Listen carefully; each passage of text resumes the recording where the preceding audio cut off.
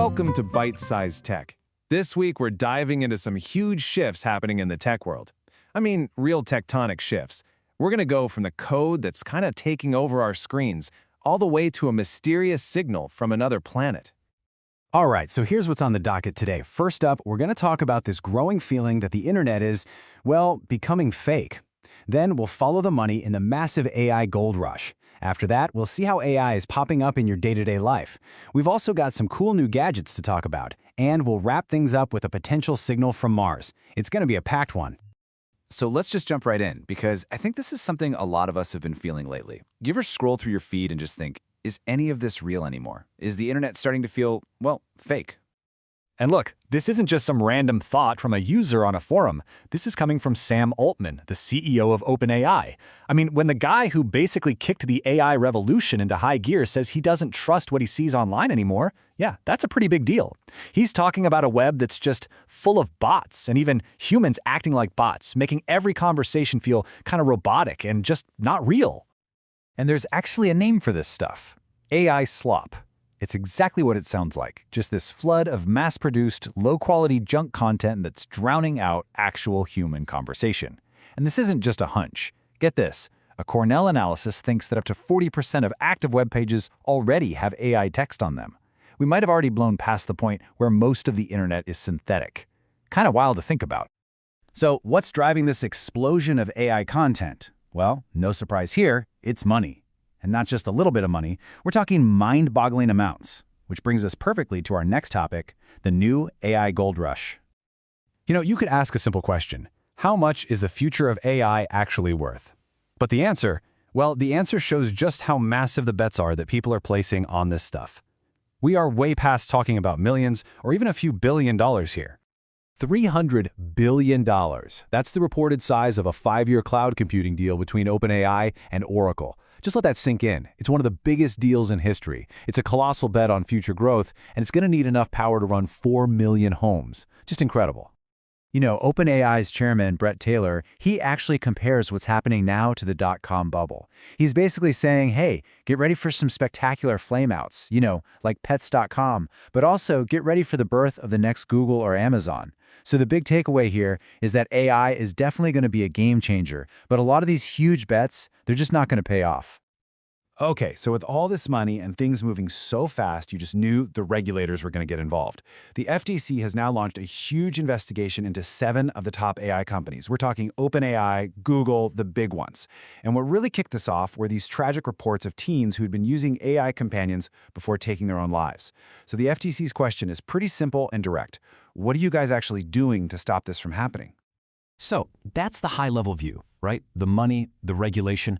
But how does all this abstract stuff actually show up in our day-to-day lives? Let's zoom in a bit and take a look. Okay, check this out. Think about TV ads. For decades, that was a game only the big companies could afford to play. Well, Roku is using generative AI to totally flip the script. They're giving small businesses, like your local pizza place or car mechanic, the tools to make a really slick, professional-looking TV commercial and get it on the air in minutes. This could completely change what the ad breaks on your favorite streaming service are going to look like. And as AI really starts to weave into our lives, it's kind of coming in 2 different flavors. You've got the super powerful cloud-based stuff like NVIDIA's GeForce Now that needs a really strong internet connection to work. But then there's this new, really interesting trend, on-device AI. With some apps, you can now run a surprisingly good language model right on your phone with no internet at all. It's completely private, which is a huge deal. And this chart here really shows you why that cloud connection is so important. What you're seeing is the latency or lag for that GeForce Now gaming service. If you're plugged in with an Ethernet cable, the response time is just 4 milliseconds. You can't even feel that. It's still great on Wi-Fi, but you can see how the performance is totally locked to how good your connection is. For anything happening in the cloud, that speed is absolutely everything. All right, so AI is obviously the big story right now. It's everywhere. But it's not the only thing happening in tech. So let's shift gears a little and check out some of the other cool gadgets and product news that made headlines this week. So Amazon is going all in on augmented reality glasses, but they're doing it in 2 totally different ways. First, you've got Amelia. These are kind of bulky, built-for-work glasses for their delivery drivers. They'll show package info and navigation right in front of their eyes. But then there's Jayhawk, And these are the sleek ones meant for you and me, with a full-color display, a camera, speakers, basically their answer to what Meta and Snap are doing. And for all you audio folks out there, some leaks about the new Powerbeats Fit are looking pretty sweet. It seems like Apple is packing some really high-end features into a much more affordable package. We're talking under $200 for active noise canceling and spatial audio, all running on Apple's H1 chip. It's just more proof that this awesome audio tech is becoming the new standard for everybody. Okay, and for this next one, it felt like we were waiting forever, but Spotify is finally making good on a promise they made 4 years ago. Remember back in 2021 when they announced Hi-Fi? Well, it's finally here, but now it's called Spotify Lossless. So if you're a premium subscriber, you can now stream that sweet, sweet high-resolution audio. It finally puts them on a level playing field with Apple Music and the others. And now for our last story of the day, we're going to pull the lens back, way, way back. We're going from the gadgets in our pockets all the way out to a huge question being asked about 140 million miles away from here. For decades, whenever we thought about finding life out there, we thought about technology, right? We've built these giant radio telescopes, pointed them at the stars, and just listened, patiently waiting for some kind of smart digital signal to pop through all that static from space. But what if we've been listening for the wrong thing? What if the first real clue that we're not alone isn't a radio wave? What if it's not a message at all, but a fossil? A tiny biological signal trapped in a rock, just sitting there, waiting for us to pick it up. And that brings us to this, the Sapphire Canyon sample.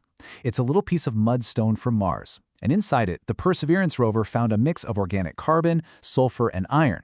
Now here on Earth, that exact combination is usually a sign that tiny little microbes have been around. The scientists are being super clear. This is not proof, but they are saying it's the strongest clue we have ever found for ancient life on Mars, like finding potential chemical fingerprints left behind in a rock.